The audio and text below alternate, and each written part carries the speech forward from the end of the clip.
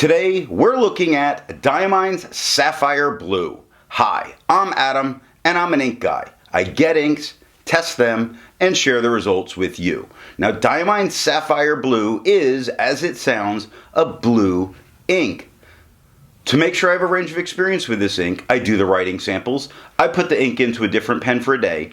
I then put it into a Fountain Pen Revolution Himalaya with their flex nib to take my notes for this video. Now before we go to the writing samples, let's look at the sciencey bits. Up first is the chromatography, and I agree with Vita that I've learned a lot by doing multiple chromatographies.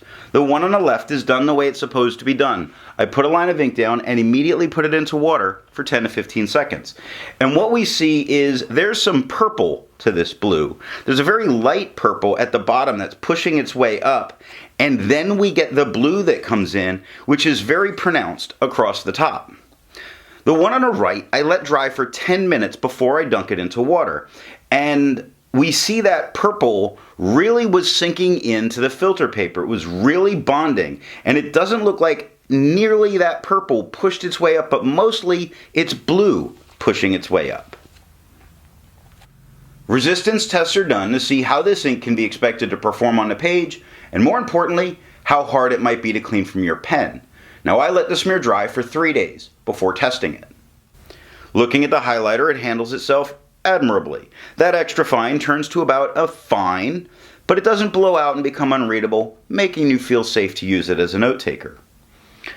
Water is only taking away the darkest part of that ink. There's still plenty of blue ink there because the spot still looks blue, and we already know there's a little bit of purple in there.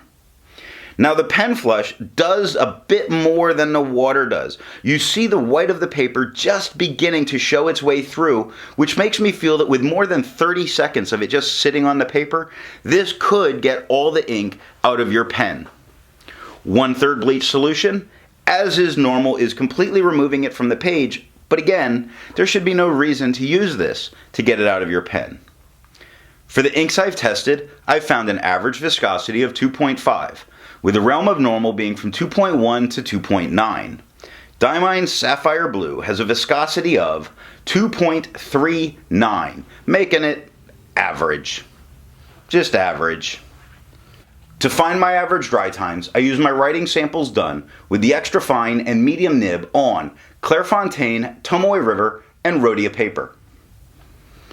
For the inks I've tested, I've found an average dry time of 17 seconds, with the realm of normal being from 13 to 21 seconds. Diamine Sapphire Blue has an average dry time of 20 seconds, making it normal. While it is the higher side of normal, it's still normal. Now, let's look at the writing sample. I picked this ink up in sample form, and to keep my writing samples consistent, I use a Jinhao 159 with a Goulet 1.1 stub, a Jinhao X450 with a Goulet medium, and a Jinhao X750 with a Goulet extra fine. Let's take a look at the Clairefontaine. We get no bleeding, no ghosting. The 1.1 has amazing color. This is a great tone of blue. This is just really wow. Something about this color makes me feel more energetic on the day. This is as good as a cup of coffee right here. The 1.1 has no feather, no spread, no halo, no sheen, no shade. I wish this ink offered some shade. But the color's awesome. The extra fine is slightly lighter as a tone.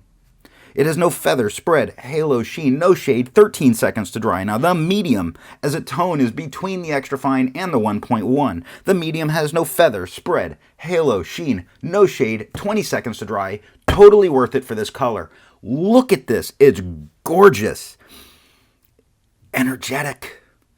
I feel like this would be like the Macho Man's ink, except he didn't wear blue. Unless he was wearing it with 35 other colors. But it makes you want to do Macho Man impressions. Looking at this ink, it's so energetic. 20 seconds to dry for the medium. No feather spread, halo, sheen, no shade. Color variation, look at the scrubbies, none. We didn't get any, we didn't expect it. The smear test, you could definitely recover this if you smeared while you were writing. I got to try and tone myself down just from looking at this ink. It's amazing, but I got to try and, stay with my format because I'm losing it right here. Tomoe River has no bleeding, it has ghosting. The 1.1 has no feather, no spread, halo, sheen, no shade. The extra fine is a noticeably lighter tone than the 1.1. It has no feather, no spread, no halo, no sheen, no shade. 20 seconds to dry. Worth it. The medium is a darker tone, just slightly lighter than the 1.1, but certainly darker than the extra fine. It has no feather, spread, halo, sheen, no shade. 28 seconds to dry. Completely worth it. I'd have waited 50 seconds for this ink to dry. It's gorgeous. The scrubby for both show us no color variation. We didn't expect it. We didn't get it. We didn't need it. The smear test, you could not recover what you smeared on this paper. Rhodia, no bleeding, no ghosting. The 1.1 has no feather, spread, halo, sheen, no shade, just a gorgeous color. Just amazing. The extra fine is a noticeably lighter tone with no feather, spread, halo, sheen, or shade. 15 seconds to dry. Now the medium is a noticeably darker tone than the extra fine, but not as dark as the 1.1. The medium has no feather, spread, halo, sheen, no shade. 21 seconds to dry. Totally worth it. The scrubby for both show us no color variation. We didn't expect it. We didn't get it. We didn't need it. The smear test, you could definitely recover it if you smeared while you were writing. What happens if we put it onto a different toned background paper, like the yellow Rhodia? It has no bleeding and no ghosting, which is what you expect with Rhodia. Let's look at the tones. Now the 1.1 looks unaffected. The extra fine looks unaffected. The medium looks turquoise. Interesting. Very interesting. The 1.1 has no feather, spread, halo, sheen, no shade. The extra fine is a very, very noticeable lighter tone than the 1.1. It has no feather, spread, halo, sheen, no shade. 15 seconds to dry. Now the Freak Show medium shows up and it is turquoise, not blue. It was blue, it's turquoise. It's darker than the extra fine. It's not as dark as the 1.1. That means it went blue, turquoise, blue. I don't know how. It's amazing. It's beautiful. I love it.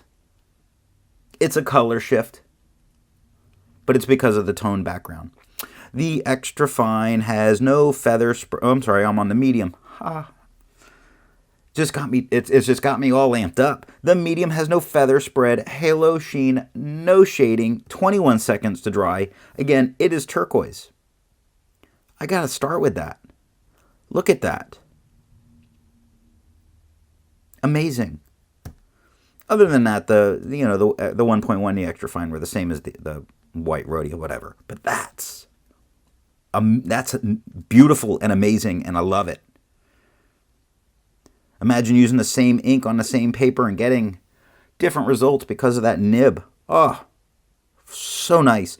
The scrubby for both show us no color variation. We didn't expect it. We didn't get it. In the smear test, you could recover this if you smeared while you were writing.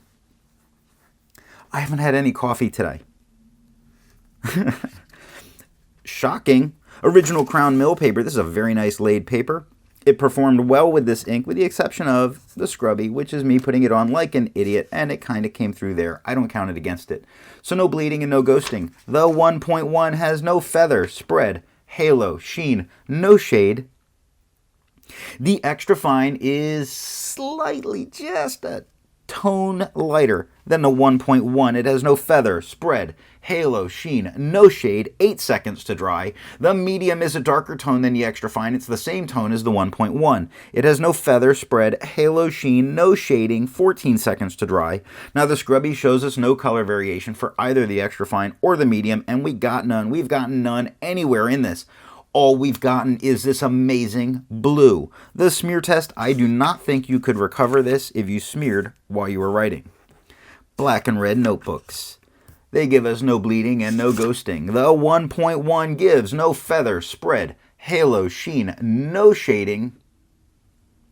The extra fine is a noticeably lighter tone than the 1.1. Quite a bit lighter. It has no feather, spread, halo, sheen, no shading at all. We didn't need it because this ink is amazing. 10 seconds to dry. The medium is a noticeably darker tone than the extra fine, but just a shade lighter than the 1.1. The medium has no feather, spread, halo, sheen, no shade, 15 seconds to dry. The scrubby for both show us no color variation. We didn't expect it, we didn't get it, we didn't need it, because this ink, gorgeous. Pow. I mean, it's got pow. It's got pop and it's got pow. Yeah, both of them. The smear test, you could recover this if you smeared while you were writing, and that is all that I have for the writing sample. Instead of finding inks that look like Diamine Sapphire Blue, I would prefer to find an ink that complements its color on the page. I wanted a black with this. Now, black goes with just about everything, but this is a bright blue. I chose Private Reserve's Invincible Black. Before I give my opinion on this ink, I would ask, if you've enjoyed this video, give it a thumbs up. And if it's your first time here, I would invite you to subscribe. So what do I think of Diamine Sapphire Blue? If I was to describe this ink in one word, that would be energetic. It comes across with an energy of its own no matter what pen you put it into, and almost no matter what paper you put it onto. It is very nice in that way, very predictable, bold, screaming its way off the paper, but it doesn't hurt your eyes. This is a great, vivid blue ink. Thanks for watching.